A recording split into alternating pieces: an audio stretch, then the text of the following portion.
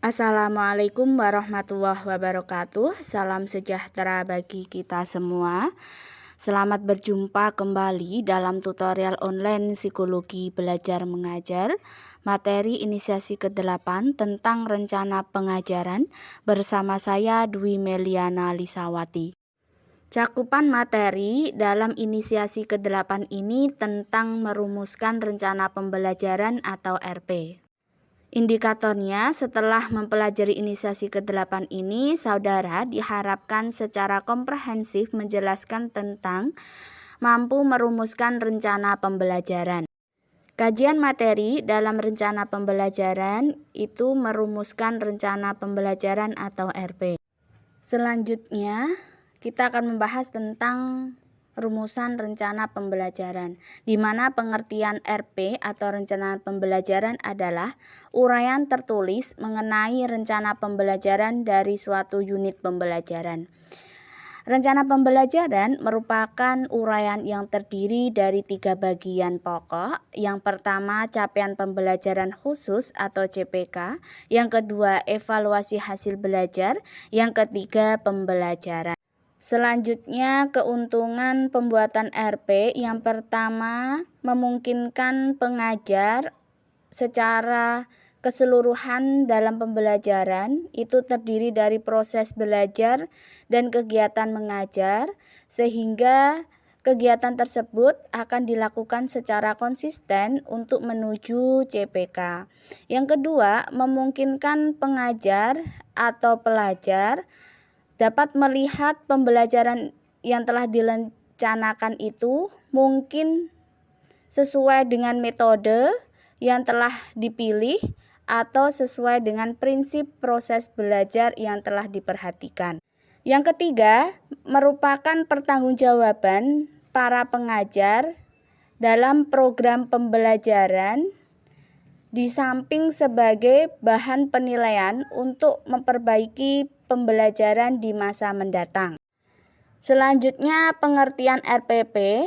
RPP merupakan perincian dari uraian yang lebih lengkap dari RP, di mana RPP adalah lembaran persiapan pembelajaran yang merupakan rincian atau uraian lebih lengkap dari RP, yang memuat serta satu pokok bahasan yang akan dibahas dalam satuan waktu tertentu yang akan menjadi pegangan bagi pengajar dalam melakukan pembelajaran. Selanjutnya, perbedaan RP dan RPP yang kita bahas terlebih dahulu. Yang pertama adalah RP. RP perbedaannya yang pertama merupakan uraian rencana pembelajaran secara umum. 2.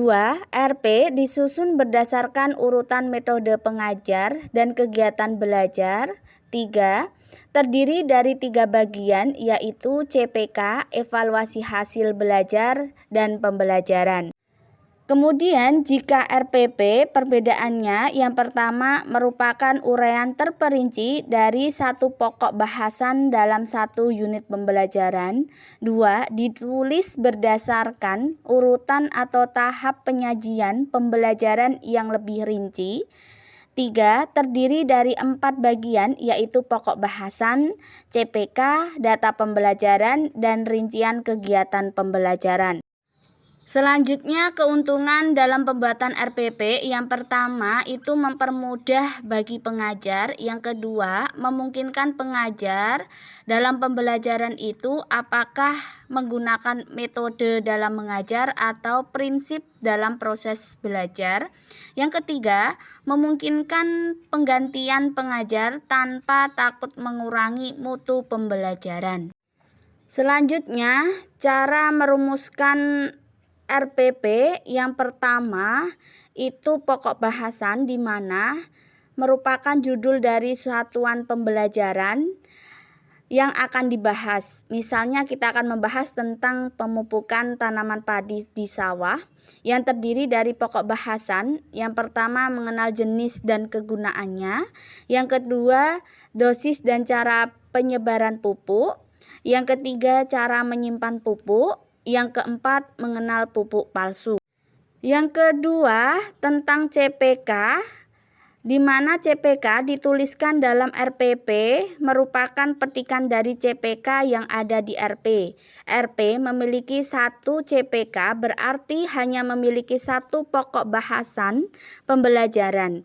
Namun RP yang memiliki lebih dari satu CPK berarti dalam satu pembelajaran itu akan terdiri dari beberapa pokok bahasan. Dan setiap pokok bahasan akan menghasilkan satu RPP. Yang ketiga tentang data pembelajaran, di mana berisikan tentang informasi pengajar pelajar, kemudian metode pengajar, kemudian kegiatan belajar, alat bantu serta alat peraga pembelajaran.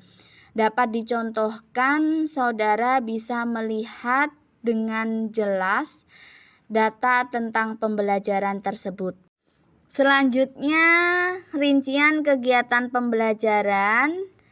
Bagian ini sebenarnya merupakan bagian pokok dari RPP karena pada hakikatnya RPP merupakan tahapan atau urutan kegiatan pembelajaran yang secara rinci sesuai dengan alokasi waktu yang disediakan kegiatan pembelajaran.